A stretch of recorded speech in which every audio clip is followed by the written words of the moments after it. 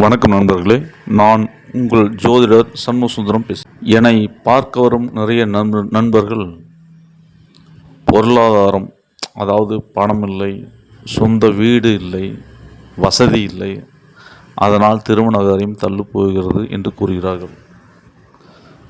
என்னை கேட்டால் பொருளாதாரத்திற்கும் திருமணத்திற்கும் எந்தவித தொடர்பும் இல்லை. அனைத்து வசதிகளும் அதிகமாக இருக்கும் வீட்டில் திருமணம் ஆகாமலும், எவ்வித அடிப்படை வசதியும் இல்லாத வீட்டில் திருமணங்கள் நடந்து கொண்டிருப்பதையும் பார்க்கும்போது கிரகங்களின் சக்தியே இவைகளுக்கு காரணம் என்று புரிகிறது.